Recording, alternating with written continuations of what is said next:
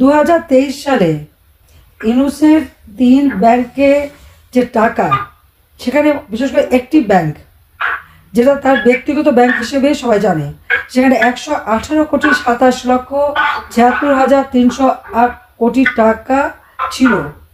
এই 118 কোটি টাকা তিনি কোথায় পেলেন? একটা প্রকল্প, বিশ্বব্যাপী তার খুব নামধাম, এত কিছু সে অর্জন করলো, কিন্তু যখন দেশের রাষ্ট্রভার দায়িত্ব নিল, যখন রাষ্ট্রভারটা হাতে নিল, এই রাষ্ট্র পরিচালনার দায়িত্ব নিয়ে চরম ব্যর্থতার পরিচয় দিয়েছে।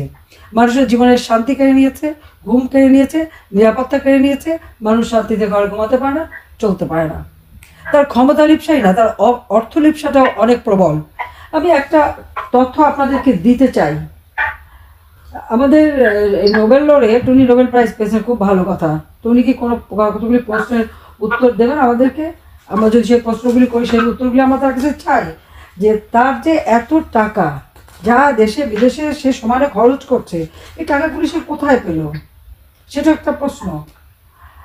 গ্রামীণ ব্যাংক, এই ব্যাংকটি কিন্তু একটা প্রকল্প। সেই প্রকল্পটা নেওয়া হয়েছিল স্বাধীনতার পর, যখন বাংলাদেশে দুর্ভিক্ষ হয়, তারপরেই গবেষণা করার নির্দেশ দেন জাতির পিতা বঙ্গবন্ধু শেখ মুজিবুর রহমান, এবং সেই গবেষণার ফসল হিসেবে একটি প্রকল্প নেওয়া হয় যারা ভূমিহীন গৃহহীন মানুষ, তাদেরকে জামানতবিহীন সুদ দেওয়ার জন্য, ঋণ দেওয়ার জন্য। জামানতবিহীন ঋণ দেবে, মোটেই সেখানে উচ্চ হারে সুদের কথা বলা নাই, যে মানুষ যেন নিজের পায়ে দাঁড়াতে পারে। আর সেই প্রকল্পটাকেই 1983 সালে গ্রামীণ ব্যাংক অধ্যাদেশ জারি করা হয়, যেটা তখন জেনারেল এরশাদ ক্ষমতায়। এবং এই গ্রামীণ ব্যাংকে, এটা আসলে মূলত একটি সংবিধিবদ্ধ সংস্থা। আমাদের যে সংবিধান স্বাধীনতার পর জাতির পিতা বঙ্গবন্ধু শেখ মুজিব দিয়েছিলেন, সেই সংবিধানের 152 নম্বর অনুচ্ছেদ অনুযায়ী গ্রামীণ ব্যাংক একটি সংবিধিবদ্ধ সরকারি কর্তৃপক্ষ, অর্থাৎ স্ট্যাটিউটরি পাবলিক অথরিটি। 86 সালে প্রথম এটা সংশোধনী করা হয়। গ্রামীণ ব্যাংকের সরকার ও গ্রামীণ ব্যাংকের যে সদস্য, সেই সদস্যদের মূলধনের আনুপাতিক হার যথাক্রমে 75% ও 25% ধার্য করা হয়েছিল। আর আপনারা জানেন যে এটা পরবর্তীতে আবার একবার সংশোধন করা হয়, কিন্তু এই গ্রামীণ ব্যাংকে চাকরি পায় ইউনুস, সেটা পেয়েছিল 90 সালে। 90 সালে 13ই আগস্ট ইউনুসকে গ্রামীণ ব্যাংকের এমডি ব্যবস্থাপনা পরিচালক হিসেবে নিয়োগ দেওয়া হয়। মানে 1990 সালে 13ই আগস্ট ইউনুস গ্রামীণ ব্যাংকের ব্যবস্থাপনা পরিচালক হিসেবে চাকরি পায়। কাজে যোগদান করে 19 আগস্ট 1990 সালে।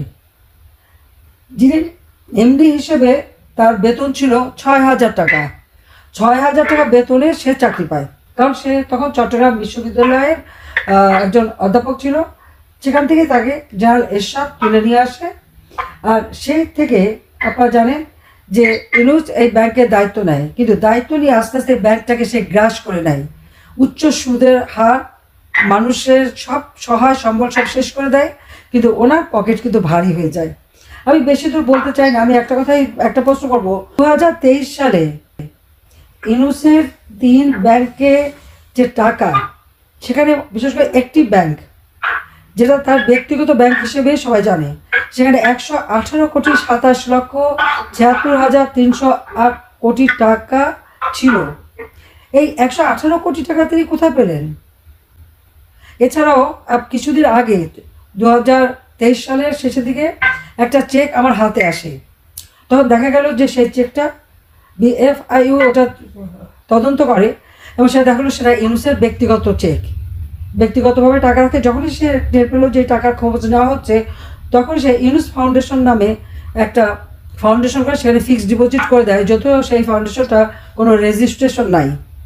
এছাড়াও প্রায় 8 কোটি টাকা, তাছাড়া বিভিন্ন ব্যাংকে তার বিভিন্ন টাকা রয়েছে। তাছাড়া 2006 থেকে 8 ইউনুসের 47,89,96,652 টাকা ছিল। গ্রামীণ ব্যাংকের এমডি হিসেবে 6,000 টাকা বেতনে চাকরি করে এই টাকাটা সে কোথা থেকে পেল? এবং BFIU বাংলাদেশ ব্যাংকের যে তদন্ত কমিটি, সেই কমিটির হিসাব মতে 2001 থেকে 11 66 কোটি টাকা রেমিটেন্স আসে। আপনারা জানেন যে এটা কোথা থেকে সেই টাকাটা পেল, এর হিসাবটা ইউনূস দেশবাসীকে দিবে কিনা সেটাই আমার কথা। হ্যাঁ, উনি বলবেন উনি লেকচার দিয়ে টাকা পেয়েছেন। আপনারা আমেরিকা আছেন, আমি আপনাদের কাছে একটা কথা জিজ্ঞাসা করি, উনি যে বিভিন্ন জায়গায় লেকচার দিতেন, এক এক লেকচারে কত টাকা করে পেতেন?